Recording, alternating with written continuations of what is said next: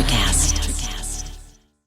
Cars say a lot about who we are. It represents freedom for a lot of people. This season on Drive, I'm going to talk to all sorts of different people. I looked at car names. Yes. And yes. I found all the car names that have science or astronomically it's inspired. Crazy. It's huge. It is. Yes, I happen to be CEO of Ford Motor Company. For me, it's all about cars, movement, and our mutual passion for things that get us around. This is Drive, and I'm Jim Farley. This episode is brought to you by Paramount Plus. Ewan McGregor stars as Count Alexander Rostov in A Gentleman in Moscow, the new limited series based on the best-selling novel. Stream it on March 29th with the Paramount Plus with Showtime plan. Visit ParamountPlus.com to try it free. Hold on to your butts. We are changing the course of history as we see it. That is what Western demands. Now, this affects Iris. Iris, where are you? What you feel only matters to you. I do not entertain hypotheticals. The world as it is vexing enough. Iris, I have a tip for you. Don't take drugs! Or Whatever Movies with Wesley and Iris. What up, and welcome to Or Whatever Movies. I'm your co-host, Iris, and I'm here with my older brother, Wesley Allen Poe. Today, we are talking a movie from 2022, a Netflix original, Christian Bale, Harry Melling, The Pale Blue Eye.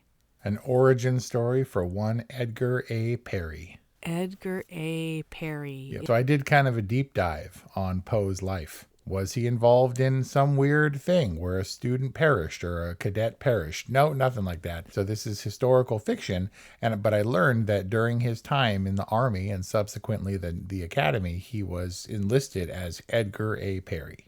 But that doesn't work when you're like, this is a person we know, and this is the tale of his tale of twisted hearts and stuff. Telltale Hearts? Yeah. Wait, so I don't understand. Was Poe a pen name? No, Poe was his name, but he enlisted as Perry, presumably to avoid a lot of debt.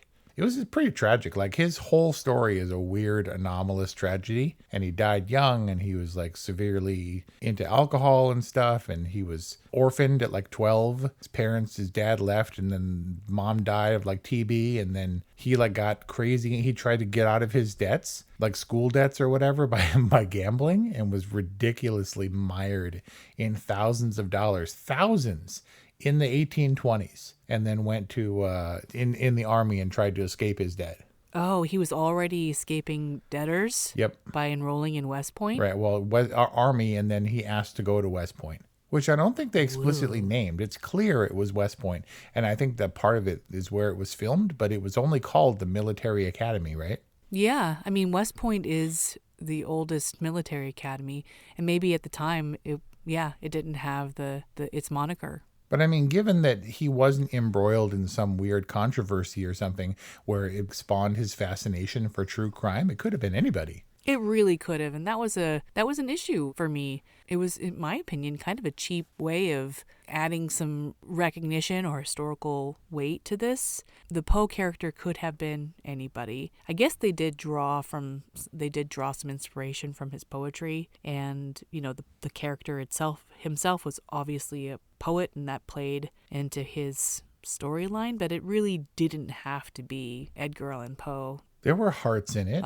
and birds. I think there were birds, right? It wasn't too cold. There were birds flying around, maybe.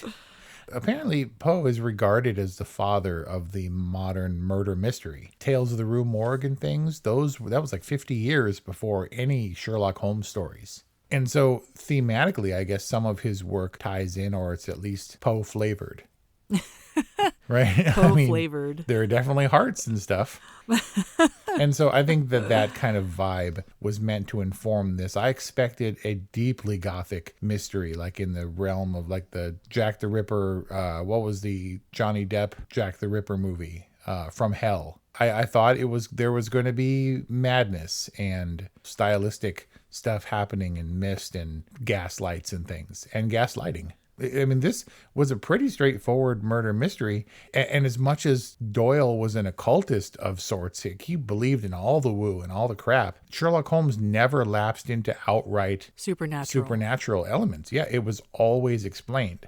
And when I thought this one was going to go into occult territory, I was against it. Murder mysteries are not allowed to rely on the laziness of, it's supernatural. Agreed. And that was so important to Sherlock Holmes' character, who was the supreme rationalist, right? Yes. Who always could reason his way through any mystery. And it was always the, I guess you can call it, laziness of his clients that would lapse into supernatural territory. Like, I'm haunted by a ghost, or there's a demon dog after me and all that kind of stuff. But it kept him in business. He needed those dummies. Right. And the Sherlock comparisons certainly weren't lost on me in the Augustus Landor character. But it was what was concerning for me about the mystery wasn't that it was going to veer into supernatural territory, but rather that the mystery was solved. He had identified the Marquis family really early on. And then there was the occult connection with the painting. Remember, he looked in that one dude's book? Yeah. And then he saw that what kind of cross is that? The one with the flared edges? Yeah, I don't know. It's like a OC choppers kind of cross. I think it has like Roman origins or something, but he saw the cross in the book, and then he saw the cross in the painting of the ancestor in the Marquis house, and yada yada. So I thought, okay, now that mystery is solved, what are we doing with the next 30 or 40 minutes of the film? Which, of course, was reserved for the denouement with Landor. We had so many Marquis family members. They kept introducing them. It was midway through, and I was like, who's this chick on the piano? And I thought it was just going to be, just something that would tie Poe emotionally, so he would suffer severe romantic trauma that would lead him to this dark place in his writing and stuff. And he was, she was a kindred goth spirit, and I was like, oh man, she is obviously meant for him, right? Right. So I saw a headline before I saw this movie that said The Pale Blue Eye is a movie you have to watch carefully. And I was like, okay, it's a built-in watcher murder mystery. And that doesn't necessarily mean that I need to be the one to solve it. And just give it to me. And I want to be satisfied by it. There's obviously going to be a twist, and it can't be straightforward. Otherwise, there's no mystery to the murder. So I was trying to watch, and then I kind of just let it go. And just all right, I figured they'll tell me eventually. And I didn't see the twist coming necessarily. Although in retrospect, when they flash back to Landor washing his hands and stuff, I probably should have known on some level. And when he's haunted by the ghost of his daughter. But it was a little bit of a cheat. It was a little bit of a Scream kind of reveal where it couldn't possibly be this person because that person has a solid alibi. Well, maybe there's more than one, kind of thing. That's... Well, it was, in terms of character development, we had pretty few suspects, right? It was either Poe, Landor, or one or many of the Marquises. Right. Being different shades of bad.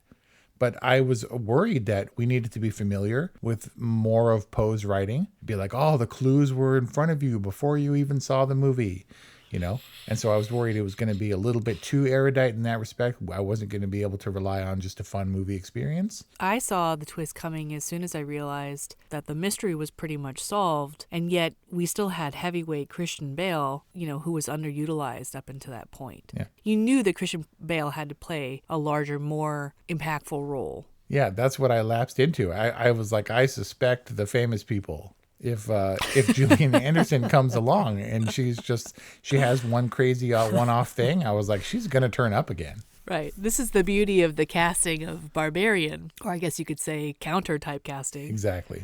And Harry Melling is the bad guy in the Old Guard, and he was Dudley Dursley, and he was murder all the time. I don't know, he couldn't not be bad, and yet he wasn't. Well, I mean, he's Poe, so he's kind of bad, but he wasn't a murderer. But I saw developing. I was trying to figure out what this reminded me of, and I think I came up with the Hannibal Lecter thing. Kind of as a side character, Poe was almost like a too intellectual Hannibal Lecter type character, where he was like, pay particular interest to so and so, and so dutifully, Landor went and interrogated him. But I thought he was going to provide poetic clues and literary references that was going to guide him through his poetic. Or like a Sherlock Holmes kind of wanting to avoid the spotlight, and so going to Lestrade and telling him, sheriff or constable or whatever, this is who you should be looking at, and you take all the credit. Yeah, maybe that dynamic was underutilized, although it sounds like it was Landor's plan all along for him to, what was it, quote, reveal. It was my plan to reveal myself to you, or to remand myself to you, or something like that. For Poe to, I don't know, to be the judge. I'm not really sure, what Landor's plan was after the reveal. But if Landor was so kind of calculated and far-sighted, he saw this through to its conclusion, why was Landor surprised when the heads of school from West Point approach him to solve the murder, right? So let's just talk the narrative through chronologically here. Landor baits the first victim with a note. He meets him in the forest in the night. He kills him. And then completely randomly and coincidentally, the Marquis family finds the hanged man and cuts out his heart. And then the school calls on the cottager, Landor, who's nearby-ish, and who has a history with the school, to come and solve this murder case. And so is he surprised to be called upon, which would seem out of character for Landor, or was he simply surprised that the victim's body was mutilated? I think it was both. All of this sprung from the most random chance occurrence, the likelihood of which is just astronomically minuscule as far as I can tell. He killed a dude and ran away, and then the next day, West Point came to him, and he thought he was busted. And they were like, we want you to investigate. And after he killed a dude, and before anyone else came along, a person of authority, other murderers came, or presumably murderers. Maybe they weren't going to murder Poe because they were just bleeding him. And he's like, oh, he lost a very small amount of blood. What a doctor would let, or whatever. But it looked like they were killing him, and she was obviously crazy face. But they weren't, so they were occultist desecrators, but they weren't murderers. In fact, they were all upon about the fact that they didn't murder anybody. They were murderers as far as I was concerned. It's very fortuitous that then the not-murder-desecrators would come upon a freshly murdered body to desecrate. And that's pretty thin. And the idea that that the murderer would then be thrust into the mystery to uncover the other murderers without being, discovered himself or whatever. And not just like a randomly murdered person, but like a specifically hanged person. Yeah. I mean, you're getting really specific here. Oddly hanged. They're getting right. And so the fact that the first heart was like precision removed, does that put the blame on Dr. Marquis? I mean, I would have thought it would have put suspicion on him. I thought for sure he was the one who could identify it. And wouldn't it be crazy because he's the person who would have access to, he would be able to, he's the one doing the autopsy. I've long thought that an autopsy or a coroner would be a good person for a murder suspect. I don't even know if that's happened. I'm sure it has. But he is beyond suspicion because he will give the medical report that would be damning evidence against potential suspects. And if he did it, he can falsify it, or he can say, no, this cut is different. It was done in haste and it was not the same person. He can justify all that stuff. So in the end, the heads of school notify Landor that Dr. Marquis had tendered his resignation. Yeah. And, he's like, you'd be happy to know that he resigned. He's like, and then Landor's like, I'm not happy about anything. So does that mean that Dr. Marquis was not implicated in the murders? No. They got off. He didn't know? He knew his family was weird. Yeah. But he didn't know that they were removing people's hearts? Yeah, potentially murderers, definitely criminals. He knew that they were doing it, but he didn't get caught. They weren't going to get caught, and he justified it by saying, it's for my daughter's condition and she's not a murderer. But both crazy parents got off with nothing more than the doctor's resignation. I mean, aren't you accomplices? Yes. At that point? All you have to do is get Gillian Anderson in like an interrogation room and she starts smashing stuff, and she's crazy. And in these times, man, people that crazy and that dramatic would be locked away. Oh, definitely. Okay, so that was confusing to me because I figured, okay, well, now that we know the role that the Marquis family played in the crimes, obviously Dr. Marquis was the one who had conducted the first heart removal surgery. And then we know now that Christian Bale's Landor did the second one, which was all rough, but yes, only to emulate what was done the first time, and so that he could pin it on the Marquis family again. So he's double murderer, homicide dude. Yep. So, did you find yourself in a moral quandary with the ending of The Pale Blue Eye? I mean, a little bit, but it was only so far as my care or interest allowed me. Like, I wasn't like, oh, revelation, and so I had a strong reaction, and thus an emotional reaction to the not the verdict, but the resolution. But I kind of didn't care. It was a little bit confusing to me, so I guess it was fine that they could get off without being accomplices. I mean, even if they weren't technically murderers, the kids, the whole family, committed a ritualistic attempted murder on dinner guests. Like it's not like they were like, okay, excuse us for a moment. And they went to another house and like started preparing to cut out their heart or whatever. She was going to kill him. She was. And I don't know what Poe, like Landor was like, if you excuse me now, I'm late for dinner. And then Poe was like, I'm going to be at that dinner too. Like, it was confusing that everyone would be there. Shouldn't he have said, we're late for dinner? Right? I mean, I think it was like an afterthought, and he had to be there because he had to, react badly and see what's her nuts' death and stuff. But why? There was a lot that, because I was paying attention initially really closely, a lot that didn't track and threw me off. You're supposed to have a discernible trail to follow, like an ant. And if you don't have that trail constantly in front of you, it's chaos. Hey, it's Kaylee Cuoco for Priceline. Ready to go to your happy place for a happy price? Well, why didn't you say so? Just download the Priceline app right now and save up to 60% on hotels. So whether it's Cousin Kevin's Kazoo Concert in Kansas City, go Kevin, or Becky's Bachelorette Bash in Bermuda, you never have to miss a trip ever again. So download the Priceline app today. Your savings are waiting. Go to your happy place for a happy price. Go to your happy price, Priceline. Life is hard, but finding a really great podcast makes the days go by so much easier. Hi, my name is Blue Telusma. I'm a writer, an emotional intelligence coach, and the host of Humanize with Blue Telusma, a podcast where we believe that when you humanize everyone in the room, a great conversation is almost guaranteed. Join us every week here on Electricast as me and my guest co-hosts unpack big topics and interview even bigger personalities with a sense of humor and a dash of mischief. If you're looking for a new best friend in your head, we've got you covered. Electricast. Like, how did Landor, he sent Poe the note. Kelly did pick up on the handwriting being a match. She's like, why is the handwriting the same? And I was like, oh, I don't know. It's probably how they all wrote with flourish, But she got it. But he was like, meet me at the IA house. Number one, what's an IA house? Are we supposed to know? Number two, why would Landor know to invite Poe to the IA house, where he finds the evidence of the ritual with the Deathly Hallows symbol and the tallow candles and stuff? Oh, right.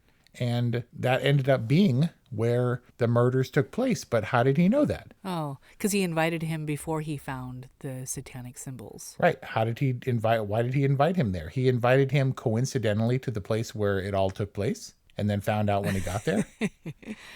That's a good question, because that part of the mystery was still unknown to him.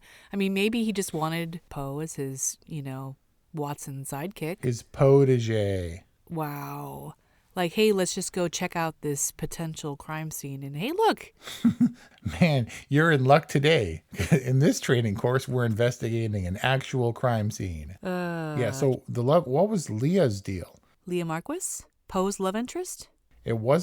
Epilepsy wasn't 3 months to live diagnosis. That's not epilepsy. Wasn't it, what do they call it? Like the falling disease? Yeah, but isn't that epilepsy? Isn't that what because she like fell down and he's like, my Leah. And then she was like, I'm all right. Sorry about that. I mean, it's something that I have to ritualistically, murder to keep at bay, but it's all good. Yeah, I think it's one of those pseudo-supernatural woo-woo maladies of the 19th century where they just like, well, give her some laudanum and then she'll be all right. Right, but in the course of modern investigation, was it supposed to be epilepsy? And they're like, I don't know, you're falling, we'll give you 3 months. It seems like it. And maybe, isn't the most dangerous thing about epilepsy the falls? I guess so. I mean, that's the most dangerous thing about the 19th century is probably what's prescribed to you for ambiguous ailments. Right? Yeah, I'm not sure what Leah's deal was. I guess, we can certainly see what Poe found in Leah. I'm not sure what the other cadets found in Leah. I guess she was just a warm-bodied female that traipsed around the academy in her fancy dresses and stuff. There weren't any other women around as far as I could tell. Well, Gillian Anderson. But I mean, in a military academy, likely not. Right. And there was the bar or whatever, and there was the bar maid, but, Landor she was already shacking up with Landor. That was confusing to me at first too. Like, I guess I didn't realize how close his cottage was to the academy, but he obviously had a pre-existing relationship with the barmaid. Right? That's what we thought too. I was like, man, he tapped that resource really quickly. Like, he must be charming or whatever. But we thought he totally hopped on the Hogwarts Express to get to school, right? Like, that seemed like it was really far. It did. And then he's like, I got to get home for dinner. And I was like, wait, he's got to go all the way back home? And his wife was long dead, and he's in bed with the chick. Well, she was so familiar with him. In the first conversation, she's like, oh, blah, blah, blah, and like referencing his past. I'm like, wow, they got intimate really fast. And I thought definitely he's going to shack up with a crazy, right? She's a person of suspicion. Yeah, she was his kindred spirit, like Leah was Poe's Goth Cemetery girlfriend. But really, it was a bit of a bromance, right? The ending is supposed to be emotional because they like each other, if not love each other in a 19th century sense. And basically the reveal was the rupture of what was going to be their potential lifelong friendship. Like, I'm going to write epic tales about you, and aren't you great company? And they really had affection for each other. But was it only because we know who Poe ostensibly was to become, this Poe, that we knew he had a literary future and that he was the basis? Or was it just that guy that one time that they crossed paths and were never particularly, like, they didn't bond really, did they? He used him for undercover work because he was already an outcast. No, Poe had great affection. I mean, I think it was mutual, right? Poe had great affection for Landor, complimented his company, said he was going to write epic poems about him. And then likewise, Landor's like, I often thought what it would be like if you were my son-in-law. What if my Maddie had met you that night, right? They really liked each other. Yeah, it's very good Will Hunting. But I didn't feel that bond keenly. It was too cold, and they were just like all huddled up and like whispering and stuff. And in their conference, we were supposed to glean some like paternal affection or brotherly affection or something. Yeah, I guess that's true. It was more like they told us that they liked each other rather than they showed us. What I just don't get is why Landor put his ultimate judgment in Poe's hands. Did he trust that Poe would be merciful? Did he hope that Poe's high moral standard would keep him accountable, would keep Landor accountable for his misdeeds, the murders? Isn't it, if you really have affection for someone, isn't it kind of cruel to put that judgment on their shoulders? I guess I just didn't understand what Landor's endgame was here. He's a legendary detective and didn't want to be forgotten by history. And he could see into the future to recognize Poe's potential and knew that he had to sidle up alongside this dude if he wanted to be remembered. But he was all nihilist and was like, no one's going to remember anything. I don't know, man. I was watching closely and I was like, give it to me. And then I was like, all right, just give it to me. There's a tonal difference there. There's a shift that happened. Were you just resigned to, all right, I've invested 100 minutes. I'll just watch the next 20? Yeah, because I didn't have the ant trail to follow. If Poe knew what was happening and goes to confront Landor or goes to reveal his awareness to Landor, why didn't he go armed? How did he know that Landor wouldn't? I mean, that must be a testament to their affection that they established. That Landor wasn't going to murder him? Yeah.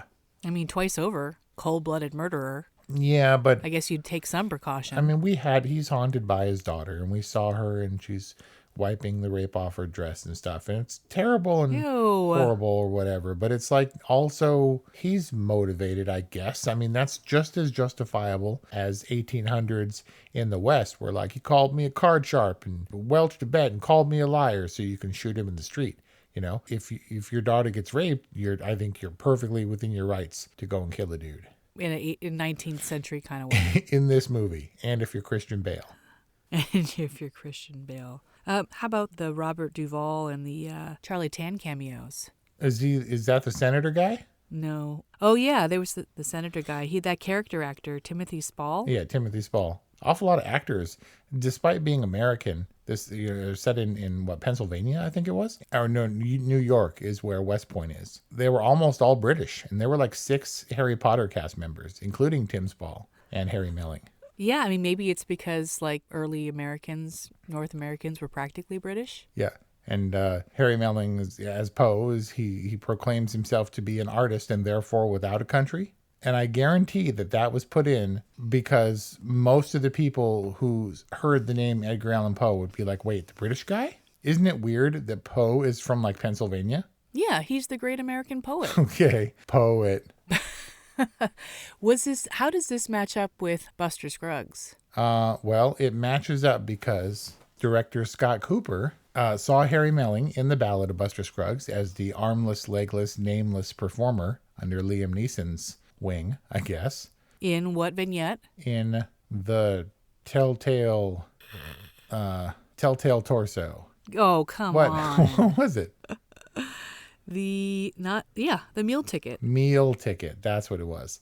And he had only seen Harry Melling in that role. And we're low-level podcasters over here who have seen multiple movies and can name multiple movies where Harry Melling is a thing. And he'd never seen any of the other roles. That's how Buster Scruggs ties in. The Devil All the Time. Old Guard. Harry Potter. That chess show with Anya Taylor-Joy. Wait, he was actually in The Queen's Gambit with Anya Taylor-Joy? Yeah. Because they've often made comparisons between the two as the extremes of the most narrow eyes and the widest set eyes.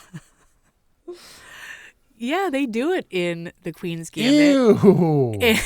And I was like, I don't think that the freckles in their eyes match up. I don't think they're corresponding shapes. Was that a Postal Service reference? Yeah. Man. Postal Service. No, we're reaching a little bit. But the impresario played by Liam Neeson in Meal Ticket is like a turn. When was that? That had to have been 19th century traveling impresario. Yeah, for sure. But I think that was the Wild West. Mental note: look up impresario, nihilist, nihilistic. Got it. Meal ticket. Probably 1880, give or take, because they reference characters that appeared in True Grit. Wow, this is you using other movie knowledge. Yeah, off to the movies we shall go, where we learn everything that we know, because the movies teach us what our parents don't have time to say. And what musical reference is that? And this movie's gonna make our life complete, because Terrence and Philip are sweet. That's South Park. Oh, South Park? All it says is that a quadriplegic actor and his drunk dad. Wait, is he quadriplegic because he can't move his limbs because they aren't there? Well, and was Liam Neeson his dad? I don't think so. Definitely not his dad. I don't know who wrote this, but they said Meal Ticket is a quadriplegic actor and his drunk dad, and they seek fame and fortune in the Wild West. So the question is, would it be easier to chuck your kid off a bridge? Spoiler. Or to chuck a relative stranger, like an employee, off a bridge. Like, because you could see it as an act of mercy if you're the kid's dad, right? But you also don't have the kid in the room while you're boning. No, and, well, he didn't really have it. But the motivation for Liam Neeson was he had found the chicken and Harry Melling had lost his usefulness. So that's not a dad thing to do. No. The pale blue eye. I can't believe you're not going to make some kind of like pink eye or butt reference. The pale blue, like the pale brown eye? No. It doesn't have, how do butts tie into this movie? I don't know, dude. I don't think all roads lead to butts. How does Top Gun Maverick fit into this movie? Because he was the old, like, battle-worn, but turns out still had some fire in him left professional who's taking the young upstart when they have a problematic paternal relationship and letting him fly. And eventually he comes into his own. All right. So last question, and then your review. Should Christian Bale have flung himself off the cliff, or were you happy for him to have let Maddie go? No, I think he should have flung himself off the cliff. I think that he had come to the end of his usefulness, meal ticket style. And I don't think it would have mattered. But the tragedy of losing him after Poe forgave him or chose not to destroy him. To see him destroy himself would have been appropriately tragic and have given Edgar Allan Poe some inspiration just ahead of his own tragic, somewhat mysterious demise. Yeah, it seemed like morally they had both died their own kinds of death, and they were sentenced to live with that for the rest of their life, which was the moral comeuppance in The Pale Blue Eye. Yeah. But director Scott Cooper, who's made a few good films. This one is sort of in the middle. He and Christian Bale had talked about bringing Harry Melling on board and envisioning him playing this like revisionist history Edgar Allan Poe, continuing Harry Melling in sequels as Poe moves through the world and experiences dark and gothic things. He could have been like a Poe superhero, a Poe hero. The market is ripe for it. But The Pale Blue Eye is sort of like an underwhelming Batman Begins style Poe origin story. I don't know, it was fine, I guess. I guess I'll give it an above the line with an all right rating, but it was a close thing. It wasn't a sure thing. And it needed to come to the resolution, which, as wonky as it was, in a way redeemed itself enough. I could be like, all right, well, that at least adds a twist that I didn't see coming at all. And it works more effectively because this is a 19th century where the crawdads sing, where it's like, how much of it is a mystery when the person telling the tale is the one who perpetrated the murder. But it worked better because that ending kind of devalued or invalidated the story for me, whereas this one maybe brought it around. So I was like, all right, you pulled a thing on me. All right. I agree it was a little middling because there wasn't any standout piece of filmmaking, right? There's no extraordinary performances from this cast. Even the casting itself, not inspired. The use of Edgar Allan Poe, a bit of a cheat, but a serviceable murder mystery, and definitely a fine film to receive for quote-unquote free on Netflix. Sure, I'll join you with a good or an above-the-line rating for The Pale Blue Eye, and that's our discussion on Netflix original The Pale Blue Eye, technically a 2022 release. If you enjoyed this discussion, please check out 200 plus others at orwhatevermovies.com or wherever you get podcasts. And if you have something to say to us, orwhatevermovies@gmail.com, 818-835-0473 is our hotline. You can also connect with us on social media at orwhatevermovies on Instagram. Thank you for listening, and we'll see you next time. If you're a working professional wondering what's next for your career, you've come to the right place. Whether you're looking for a promotion, growth, or a potential career transition, look no further. With over 30 years working in a variety of industries, I share my insider knowledge with those ready to get ahead on Career Advancement with Craig Ansell. Tune in to get your strategies for success. Welcome to Sarah Talk Solutions. Ladies and gentlemen, you've tuned into a bit of a different type of show. I'm Sarah B and I'm your host. You can find me on my IG, which is Aussie_Sarah_LA. I talk about amazing, relevant conversations and topics and what functions that goes on in this magical, wonderful, wonderful city of the City of Angels. My IG, which is Aussie_Sarah_LA. Electric acid. Electric acid.